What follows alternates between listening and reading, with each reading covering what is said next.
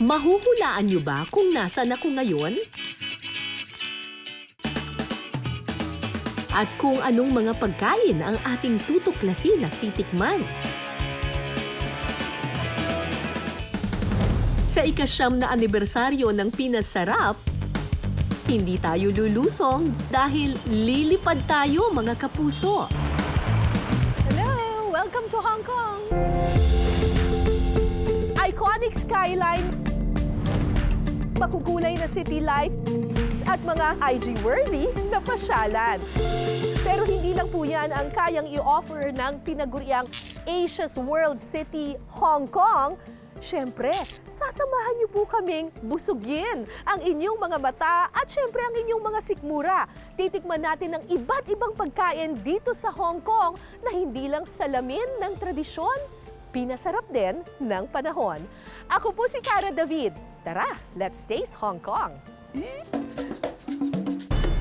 Ako na ang bahala sa itinerary at iba pang sorpresa.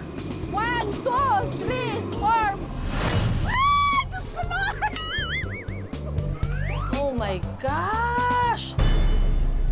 Is that your friend? Yes, my bad. We will not eat that, okay? No.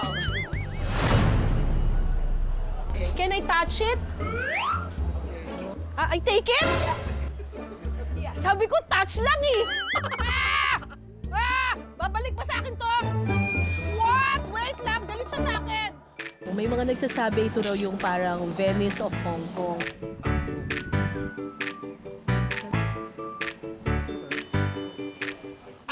Okay, I got it. Okay.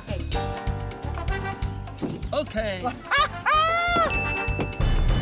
Sagot ko na rin ang kainan. So yung clay pot rice dito sa restaurant na to, Oh my gosh! ngayon ko lang na-appreciate yung tutong Ang sarap kahit tutong. Pag hindi mo sinabi sa akin may ahas dito, hindi ko isipin na may snake meat ito. The last one is... perfect! Hakaw! Sit back and relax at mabusog sa ating mas pinasarap na kwentuhan at salo-salo sa Hong Kong. Kilala ang Hong Kong bilang isang global financial hub at isang lungsod ng mga nagtataasang gusali.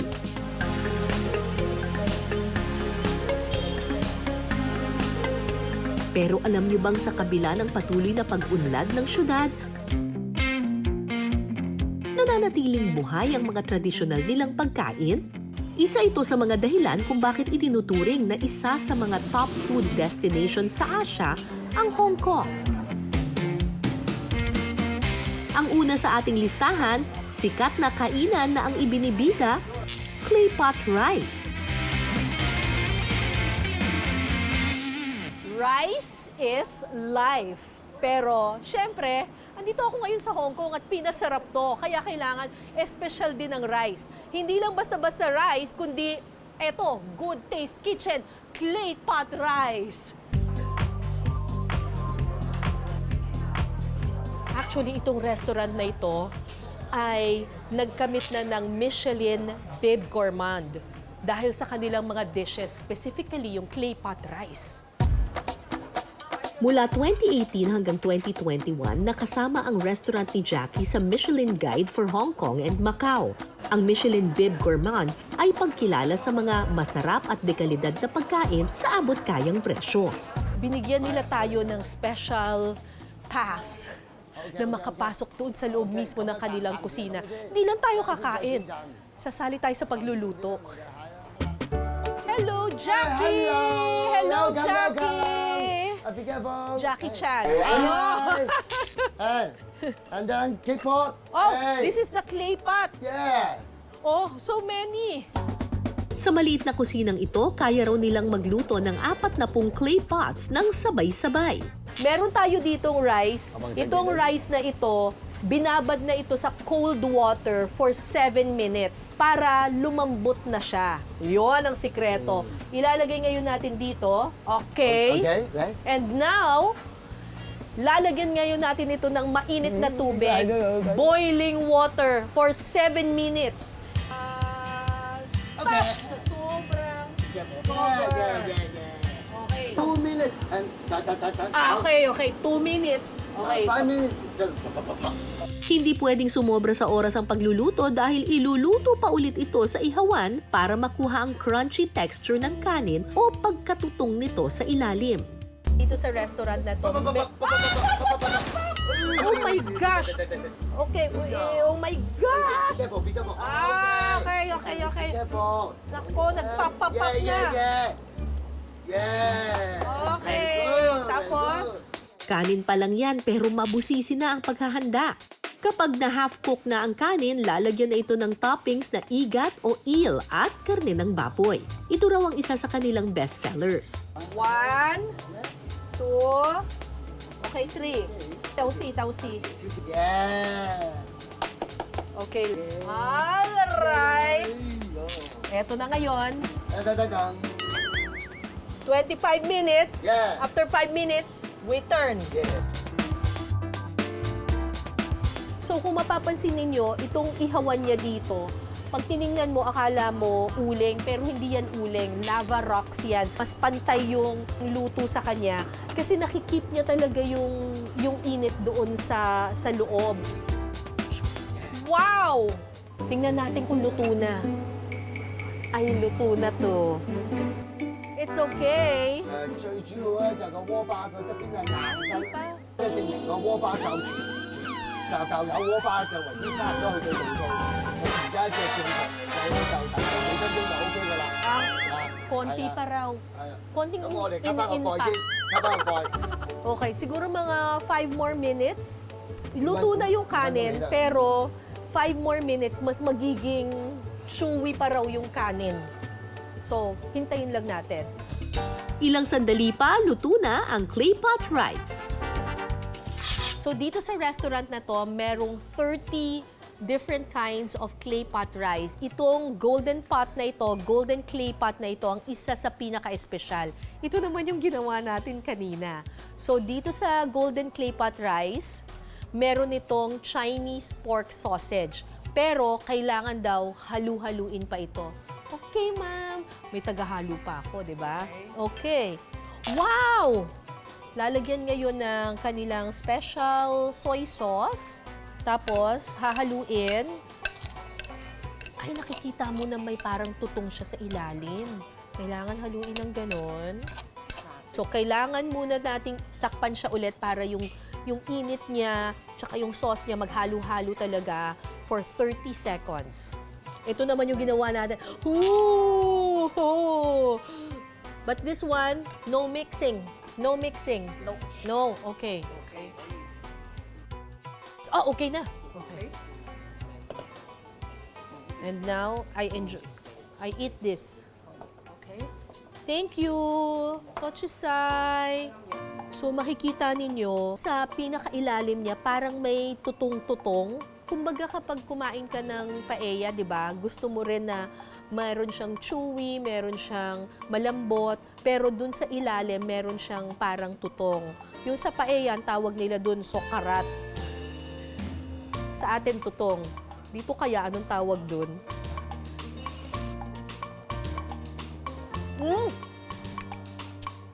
Ang galing! Meron siyang crunchy-crunchy. Yung taas ng rice, chewy na malambot.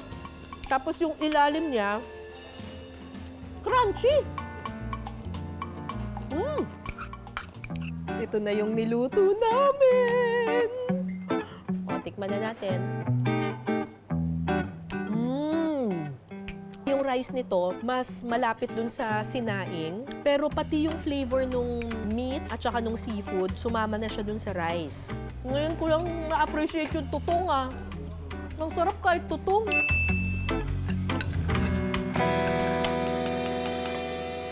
Hindi nyo na kailangan hugasan yung pinggan. Luto na tayo ulit ng bagong kanin dito. Scramble challenge. Wala na.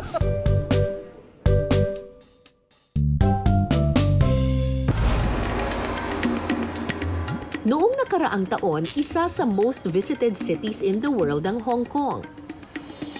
Ayon sa Hong Kong Tourism Board, 50 milyong turista ang pumunta rito. Sa ngayon, may 170 na bansa ang pwedeng bumisita sa Hong Kong nang walang visa, kasama na ang Pilipinas. Kilala ang Hong Kong sa mga nagtataasan nitong skyscrapers.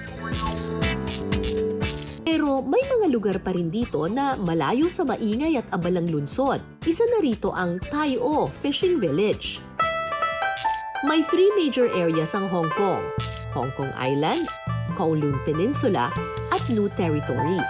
Kung galing ka sa Hong Kong Island, halos 1 oras lang ang biyahe papuntang Tai O Village sa isla ng Lantau.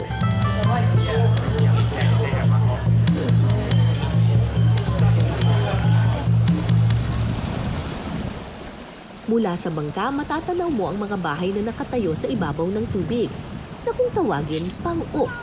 Yung mga nagsasabi ito raw yung parang Venice of Hong Kong kasi marami dun sa mga bahay ay makikita sa tabi lamang ng isang body of water. May mga old houses pa dito. Most of the houses here were built on stilts. Kasi karamihan ng mga pamilya na nakatira dito talagang fishermen. Tinatayang nasa mahigit 200 taon na mula nang itinayo ito ng mga Tanka, isa sa mga indigenous ethnic group sa Hong Kong. Dahil malapit sila sa dagat, bukod sa pangingisda, pangunahing kabuhayan nila noon ang pag-aasin.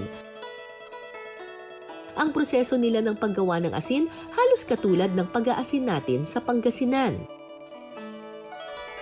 Ginagamit din nila ang asin para ma-preserve ang kanilang mga pagkain.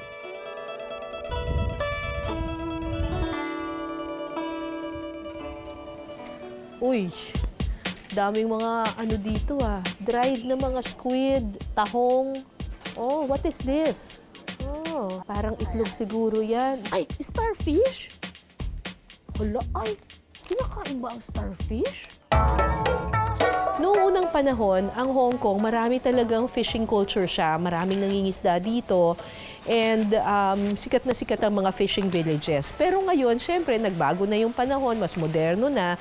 Kaunti na lang ang mga fishing villages dito. At ito na lang Tai O, ang isa sa mga kakaunting fishing villages na naiwan dito. Wow! Uy, ito 1938. Pasok tayo dito. Hello! Hi! Thank you. Thank you. Wow, this shop has been here for since 1938? Yes, this is my grandpa. Oh, you're I'm the 3rd generation. What is your name? And my name is Joanne. Joanne, I'm Nice Cara. to- Hi, Cara, Joanne. nice to meet you. Parang sa Pilipinas, meron din sila ditong mga salted fish or parang daing. Pero yung daing nila buo. Actually, meron din pala tayong daing. Pero dito sa kanila, yung buong isda, ang pagluluto nila, di ba tayo yung daing, piniprito natin. Sa kanila, sinisteam nila to, tapos lalambot na siya, tapos pagiging parang regular na siyang isda. Ito, interesting to. Kasi ito yung parang nasa tiyan daw to ng isda. Yung parang kapag naglilinis ka ng isda, yung bituka ng isda, di ba kapag tinanggal mo yung mga bituka, ganyan, di ba merong parang sumasama doon na para siyang transparent, na parang balloon or something. Apparently, yun yung stomach ng isda. Tapos, ang ginagawa nila, dinadry nila para ma-preserve. Tapos, nakakain daw to. Ngayon ko lang naisip na pwede palang kainin yun. Kasi di ba tayo kapag yung isda, lilinisin natin, tatanggalin na natin lahat. Di ba sa atin meron ding ginamos o yung mga taga-Visayas dyan, tsaka Mindanao, familiar kayo sa ginamos, di ba? Meron ding ganun dito. Hindi ba? Mukhang ginamos. Di ba ganito yung itsura nung yung ginamos kapag binibenta na siya? Feeling ko lang parang ginamos to eh. Amuyin ko.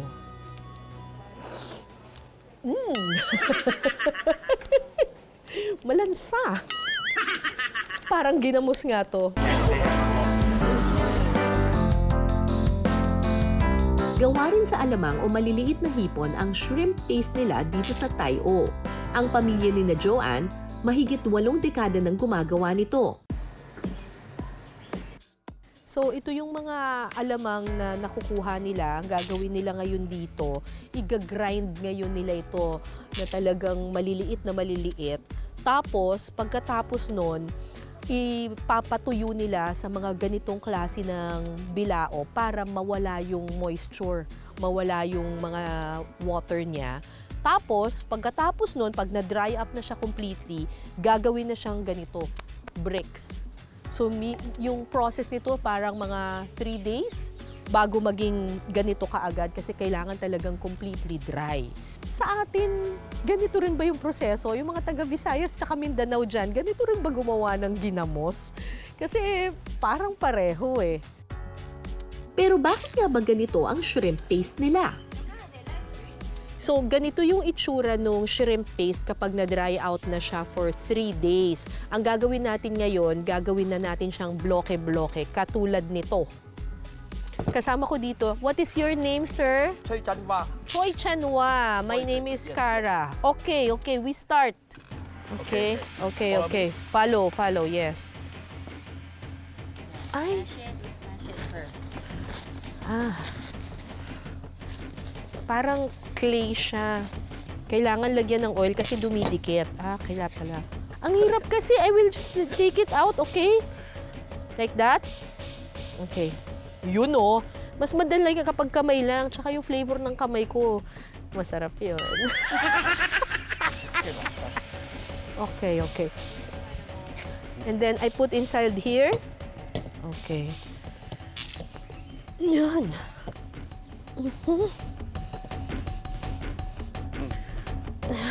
Let's try this out. That side! Sorry! Okay. Baliktad pala ako. Kinakamay talaga na nila. Oh, very good, very good. Very good! Very good! I can work here. No. Okay lah. Okay na. And then? Alright. Okay. I got it. Okay. Tignan nyo to! Okay. Finish. Finish? Mas maganda sa paningin at mas madali raw ibenta ang kanilang shrimp paste sa ganitong forma. Tradisyonal ang paggawa ng kanilang mga produkto. Pero ang pagtitinda, moderno. Ibinibenta na rin kasi nila ito online. Dahil itong Taiyo ay medyo malayo doon sa mainland ng Hong Kong, hindi naman maraming tao yung nakakapunta dito. Ang ginagawa nila, nagla-live selling sila on the internet para mabenta rin nila yung kanilang mga produkto. So, are you live already? Yes. Live? Yes, we are ready. Oh, okay. Is there a buyer already? Yes. Karaniwang ginagamit ang shrimp paste para pampalasa sa sinangag at iba pang mga ulam. Actually, nung bata ako, ganito lagi kong kinakain eh. Yung kanin, tapos hahaluan ko lang siya ng bagoong. Sarap!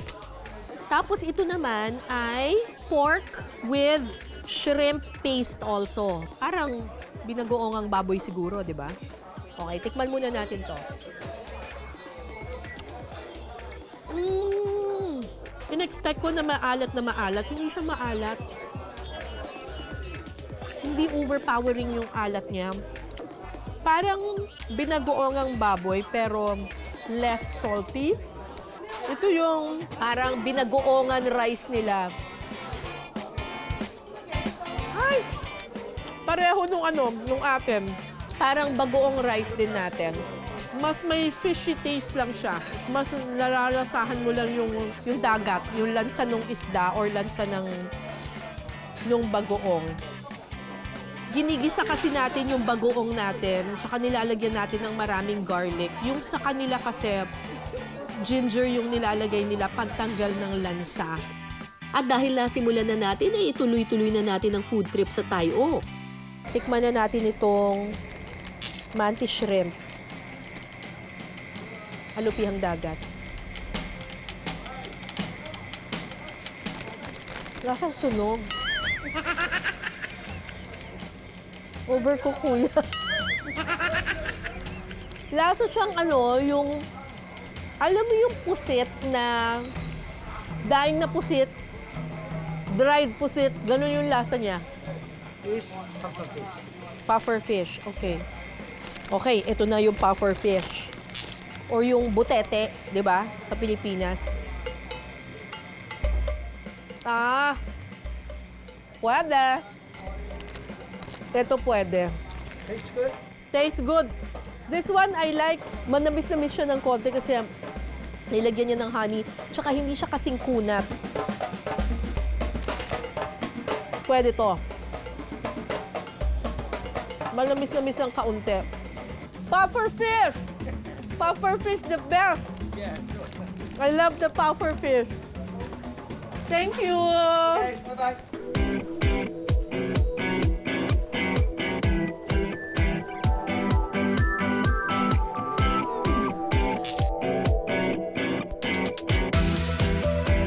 Alam niyo bang may kakaibang kwento ang ginagamit na lambat ng mga mangingisda rito noon?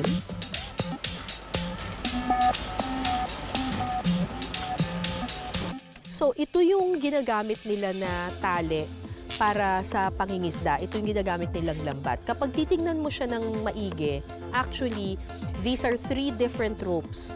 Ayan o, 3 siyang tali na pinagsama-sama lang nila.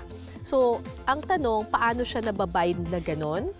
Ang ginagamit nila ay egg white. So, yung 3 tali, pagsasamahin nila ng ganyan, tapos lalagyan nila ng egg white, tapos sa kanila iro-roll siya para mag-bind siya together at maging matibay na tali na siya katulad nito. Isa pa, ito rin kasing egg white na ito, kapag nilagyan mo dito, nilagay mo siya dito, tapos tinapon mo siya sa dagat, mabango, makaka-attract ng mga isda. It will attract fish. So, mas marami silang mahuhuli. Kaya naman, importante ang egg whites para sa mga mangingisda dito sa Tayo. Ang problema, yung maraming egg whites, saan mapupunta yung egg yolk? Wala raw nasasayang na pula ng itlog dahil nakaisip sila ng paraan para mapakinabangan din ito. Meron silang kakaibang paraan ng paggawa ng dito. Salted egg. Hello, Mama! Hello! Hi! Hello! Okay, so Mama is going to teach us how to make that salted egg, salty egg. Okay, Okay. this one. This one. Okay, what do we do? For this. Okay, yes. Yeah. And then we put, salt. Okay. We put salt. Try, Okay, yeah. okay. Yes, more? Yes. More. Pico. Oh. Okay. Okay. Yeah. And then, all right, good. Yeah, great. And For then, this. okay, kukulambuan po natin yung asin. Yan. So, nilalagyan niya ng net kasi mamaya ipapatong natin dito yung mga egg yolk para hindi naman diretso yung asin doon sa sa itlog. Kasi sobrang alat nun, di ba? Bibiyakin lang ang mga itlog at saka kukunin ang pula ng itlog o egg yolk. Oh, Wow, very good. okay. Yeah. Okay. Yeah. I put it here. Yeah. Okay, One, like that. 1, 2, 3. 3. Parang gawa-gawa lang ng Oh. leche plan. Oh, this one. Okay. Right. Okay. Pico. Take this out. Kailangan tanggalin lahat ng egg whites. Pero hindi pwedeng mabasag. Is okay? 好靚。佢第一次做得好叻㗎啦， Gumalaw. Professional. Professional 好有天分啊 na raw 佢 ako.。Hindi niya alam na. 做得好好啊， Magawa kami ng ganito sa Pilipinas, leche plan. 好專業同埋做得啊，因為佢未做過已經做得 Galing 好 ko 好。 daw. So, isa ito dun sa mga delicacy nila dito sa Tayo, yung salty egg yolk. Pagkatapos ihiwalay ang pula ng itlog, bubudburan ito ng asin sa ibabaw. Yung asin, kinukuha niya yung moisture ng pagkain. Yung moisture, doon kasi namamahay lahat ng mga bacteria. So, pag nilagyan natin ito ng asin, madadry up niya, mas matutulungan niya yung itlog na madry up. So, ito ngayon ay patutuyuin natin sa loob ng 3 araw. Tapos, pagkatapos ng 3 araw, magiging ganito na yung itsura niya. Tadaan! Ganda na. Ano kaya lasa nito? Tikman natin. So, ito ngayon yung na-steam na salty egg. Ano kaya lasa nito? Tikman natin. Oh! I like it! Very salty. It's good, ah? Parang itlog na pula. Pero hindi siya kasing alat nung itlog na maalat. Masarap siya! I like it! Ang salty egg, ginagamit na sangkap sa kanilang mga ulam. Tulad na lang nitong steamed pork with salty egg. So dito daw, hindi nila kinakain ng as is yung salty egg. Parang hinahalo nila sa mga lutuin. So tikman natin. Ito ay giniling na baboy, minced pork with salty egg.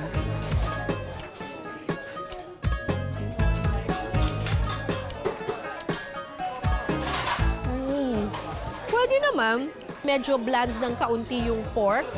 So kailangan lagyan mo siya ng salty egg para mas magkaroon siya ng konting alat. Kakaiba. Pero okay siya. Okay to sa kanin.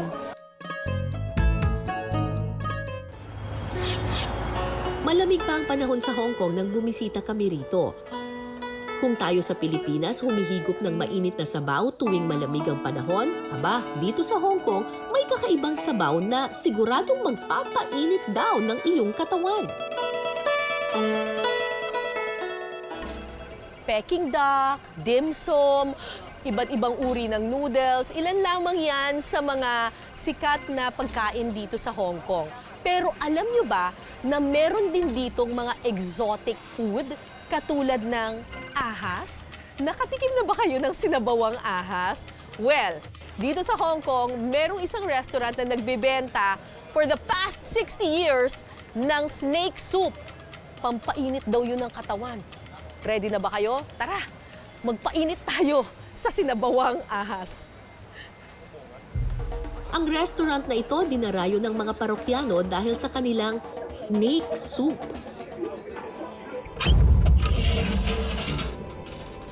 At ang may-ari nito ang tinaguriang Snake Queen ng Hong Kong. Seryoso ba talaga kayong ahas yung kakainin? Pwede namang duck ang kainin natin. Ayaw yung duck na lang. Duck na lang. Talaga? Snake talaga? Hello? Ano ba dito, Nihaw? Hello? Saan ba ako uupo dito? Dito talaga ako upo. May kabinet-kabinet. Ano to? Hi. Hello! Hi! Hello! Are you the snake lady? Yes. Hi! Hindi pala karaniwang cabinet ang mga ito. Ano kaya ang itinatago nitong sikreto? What is this? This is snake, Ha? snake house. Ah, this is the house of the snake? Yeah. There's a snake inside? Yes. Delikado eh. Ilalak natin ng maayos. Ito, hindi nakalak. Baka biglang lumabas yung mga ahas dito, tuklawin ako, di ba? Yan. Ipinakilala ni Snake Queen ang isa sa mga alaga niyang ahas. Wow! How old is your pet? Yes. 5 years old. Oh, 5 years old. Still a baby. Sam. A baby. Sam. Ah, really? So dati daw, ganito lang daw to kalaki. Pero ngayon, ganito na siya kahaba. Bongga! Pero may pasurpresa pa raw siya sa akin.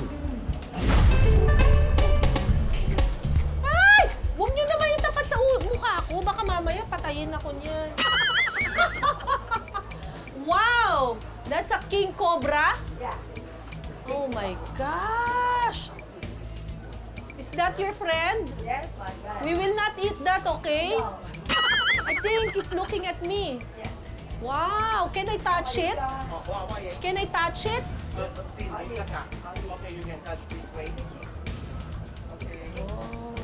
I take it? Yeah. Sabi ko, touch lang eh! Ah! Ah! Babalik pa sa akin to! What? Wait lang! Galit siya sa akin! Oh, if I touch the head, I will bite. Pag hinawakan ko daw yung ulo, tutuklawin daw ako. Huwag hawakan yung ulo. Ha? Ah, magagalit. Okay, magagalit daw. Kuya, nililingkasan ako. Ano ba to? Ha? Ah, no tooth. Ah, so even if it bites, I will not die. Ha? Ah, okay.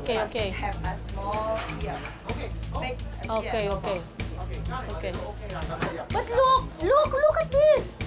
中意咗你， Ah, he loves me. love you here， What did you say? 中意咗佢。 Ah, he likes me so much. Okay, we go home to the Philippines. No! Pwede mo ba akong bitawan na? Grabe naman to. 13 taong gulang lang si Chow nang matuto siyang humawak ng mga ahas. Natutuhan niya ito sa kanyang ama na tinaguri ang Snake King ng Hong Kong. 6 na dekada nang gumagawa ng snake soup ang pamilya ni Chow.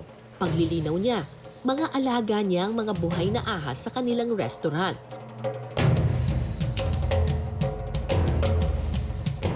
Hindi raw sila nagkakatay ng ahas ngayon. Binibili na nila ang mga frozen snake meat mula sa isang snake farm sa China. Yung mga ahas kasi, napakarami niyang buto. 200 to 400 yung buto niya dun sa kanyang parang spine niya. So, kailangan i-debone nila ng maayos.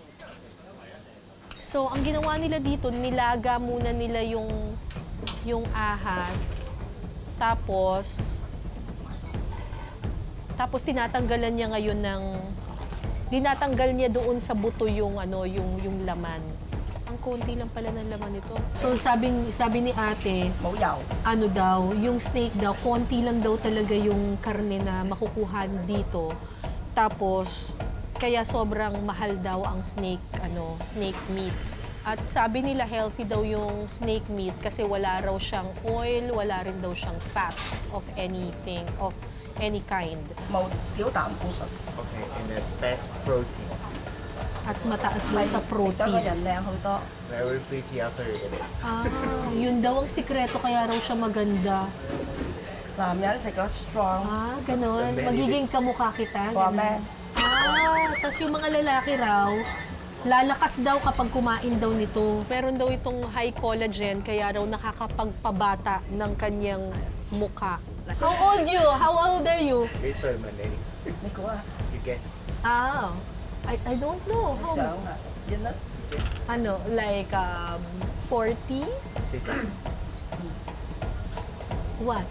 60有多就係70， Oh, it's nearly 70. No! 真 70 years old na daw si ate? Wow! No! You don't have wrinkles! 食多啲食， Ah, dahil daw sa snake? 哦， Oh, 食多啲食。 nag-isip tuloy ako bigla. Ay, pwede naman palang ganun lang? No, sayang to eh. Ano ba kayo? Oh, what about this? Ah, yan. Oh. See? Mm.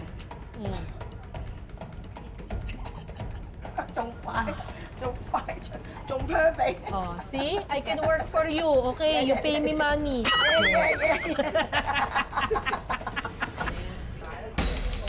Ang mainit na snake soup, panlaban daw sa lamig ng mga taga Hong Kong. Kaya naman umaabot daw ng mahigit 1,000 bowls ang naibebenta nila tuwing winter season. Napapaganda rin daw kasi nito ang sirkulasyon ng dugo sa katawan.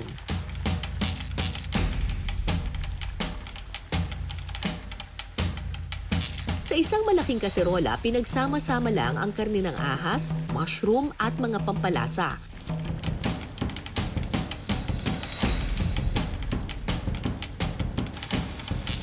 Hahaluan ito ng pampalapot. Ganun lang kadali, luto na ang snake soup.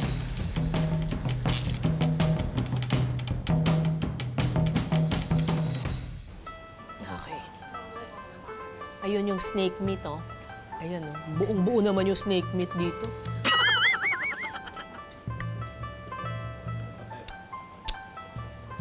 Sarap!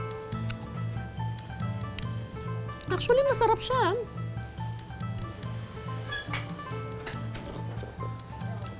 Eh, pag hindi mo sinabi sa akin may ahas dito, hindi ko isipin na may snake meat ito. Kasi yung texture niya parang lomi, na parang, nakatikman niyo na ba yung soup number 5? Parang ganun siya. Ganun yung peg niya. Tapos, very aromatic siya. Nilagyan nila ng ginger, may toyo, may tengang daga, may iba-ibang klase ng mushrooms. Mainit siya sa katawan. Itong ano na to, sabaw na to. Tapos yung mismong snake, lasa siyang manok. It just tastes like chicken.